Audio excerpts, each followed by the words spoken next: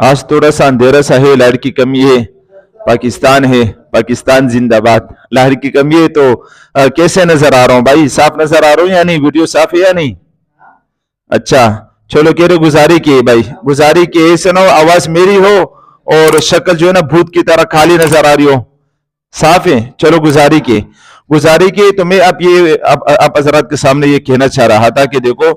حضرت ابو ہریرہ رضی اللہ تعالی عنہ سے روایت ہے کہ جناب نبی کریم صلی اللہ علیہ وسلم نے فرمایا کہ اللہ تعالیٰ قیامت کے دن فرمائیں گے کسی بندے سے، انسان سے، مسلمان سے، کہ اے آدم کے اولاد، میں بھوکا تھا، آپ نے مجھے کھلایا کیوں نہیں؟ تو وہ بندہ کہیں گے اے اللہ تو رب العالمین ہے،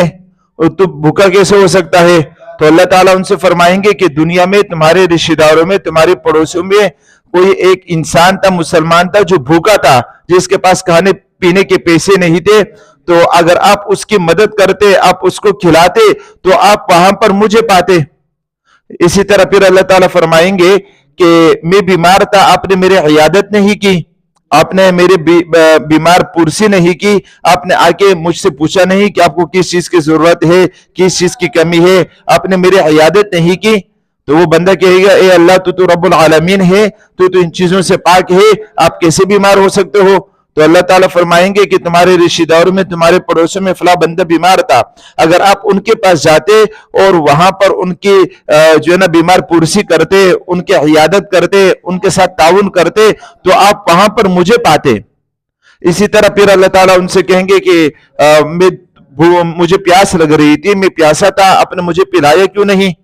تو وہ بندہ کہے گا تو رب العالمین ہے، اور یہ اللہ تو کیسے جو ہے نا پیاسا ہو سکتا ہے؟ تو اللہ تعالیٰ فرمائیں گے کہ تمہارے دنیا میں، تمہارے پڑوس میں، تمہارے مسلمانوں میں، تمہارے رشتہ داروں میں فلاں آدمی پیاسا تھا، اس کو جو ہے نا پانی کی ضرورت تھی، اس کے پاس کچھ نہیں تھا، تو آپ نے ان کی مدد کرتے، آپ ان کو پلاتے، تو وہ ایسے ہی تھا جیسے کہ آپ مجھے پلاتے۔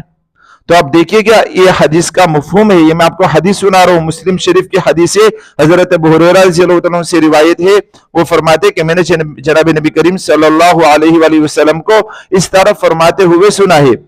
تو آپ دیکھیے گا کہ کسی مسلمان کی مدد کرنا، چاہے وہ ان کی جو ہے نا بھوک کو ختم کرنا ہو، یا وہ بیمار ہے ان کے ساتھ تعاون کرنا ہو، یا اسی طرح ان کو جو ہے نا دوائی وغیرہ پلانی ہو، یا کوئی اور چیز کی اس کو ضرورت ہو، اس حدیث کا خلاصہ یہ ہے کہ آپ کے مسلمان رشتہ دار پڑوسی کو کسی بھی چیز کی ضرورت ہو، آپ اس کی مدد کریں گے، تو اللہ تعالیٰ نے اس کو یوں فرمایا کہ گویا اس نے میری مدد کی۔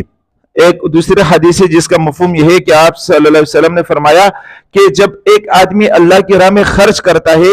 تو وہ اس آدمی کے ہاتھ میں جانے سے پہلے اللہ کے ہاتھ میں جاتا ہے۔ آپ کہیں پر بھی کچھ خرچ کرتے ہو، چاہے وہ راشن کسی کو دیتے ہو، یا چاہے آپ نقدی پیسے کسی کو دیتے ہو، یا اپنی صلاحیت کے ذریعے کسی کی مدد کرتے ہو، تو وہ اس آدمی کے ہاتھ میں پہنچنے سے پہلے اللہ کے ہاتھ میں جاتا ہے۔ تو اس وجہ سے علماء کرام فرماتے ہیں اگر آپ کسی جگہ خرچ کر رہے ہو تو آپ یہ نہیں سمجھو کہ آپ اس کے اوپر احسان کر رہے ہو، کیونکہ آپ کا خرچ کیا ہوا مال، آپ کا خرچ کیا ہوا سامان، یہ تو اللہ تعالیٰ کے ہاتھ میں پہلے گئے، اللہ تعالیٰ کے قبض قدرت میں پہلے گیا ہے، اس کے بعد فقیر اور مستحق کے پاس گیا ہوا ہے۔ تو اگر کوئی آپ کا مال اپنے لیے قبول کرے تو یہ ان کا آپ پر احسان ہے کہ انہوں نے آپ کا جو ہے نا جو آپ نے اللہ کے راہ میں خرچ کیا اس نے قبول کر لیا۔ تو لہٰذا اللہ کے راہ میں خرچ کرنے کی ہم سب کو مسلمانوں کو کوشش کرنی چاہیے۔ قرآن کریم میں اللہ تعالیٰ فرماتے ہیں کہ تم میں سے کون ہے جو اللہ تعالیٰ کو قرض دے؟ تو اللہ تعالیٰ کو قرض دے کیا مطلب؟ اللہ تعالیٰ ان چیزوں سے پاک ہے۔ تو مسلمانوں میں سے کسی کی مدد کرنا، ان کو قرض دینا یا ان کی کسی بھی طرح مدد کرنا، یہ آپ کے لیے جو ہے نا پیسے جمع ہو رہے ہیں، گویا کہ آپ کسی کو قرض دے رہے ہیں، اور قیامت کے دن آپ کو بڑا چڑھا کر دیا جائے گا۔ قرآن کریم میں جو ہے نا آیا ہوا ہے، اور حدیث مبارکہ میں بھی ہے کہ اللہ تعالیٰ اپنے شان کے مطابق اللہ کے راہ میں خرچ کرنے والوں کو اجر دیتے ہیں، 10 گنا دیتے ہیں، 100 گنا دیتے ہیں، 700 گنا دیتے ہیں، اور 700 سے بڑھ کر بھی اللہ تعالیٰ اپنے شان کے مطابق دیتے رہتے ہیں۔ تو جب کوئی آدمی اللہ کے راہ میں خرچ کرتا ہے تو وہ یہ سمجھے کہ دنیا میں اس کو 1 روپے کے بدلے 700 روپے ملتے ہیں، اور آخرت میں جو اس کے لیے درجات ہیں وہ تو الگ ہے۔ اور دوسری بات یہ خرچ کہاں پر کرنا ہے؟ تو آپ اپنے رشتہ داروں میں، پڑوسیوں میں جو مستحقین ہیں ان کے اوپر خرچ کریں۔ اگر آپ کے رشتہ داروں میں کوئی ایسا آدمی ہے، ایسا آدمی تو ہر کسی کے رشتہ داروں میں ہوتا ہے جس کا گھر بھی اپنا ہوتا ہے، گزارے کی سواری بھی اس کے پاس ہوتی ہے، لیکن اس کے پاس جو ہے نا کوئی کاروبار نہیں ہے، اور وہ جو ہے نا کھانا پینا اس کے لیے مشکل ہو رہا ہے، وہ صاحب نصاب نہیں ہے، گھر ہوتے ہوئے بھی آدمی صاحب نصاب نہیں ہوتے، تو آپ اس کے اوپر بھی خرچ کر سکتے ہو۔ بعض لوگ کہتے ہیں کہ رشتہ داروں میں کوئی پڑوسی میں تو اس سے کوئی غریب ہوتے نہیں ہے، بھائی آپ تلاش کریں گے بہت سارے نکلیں گے،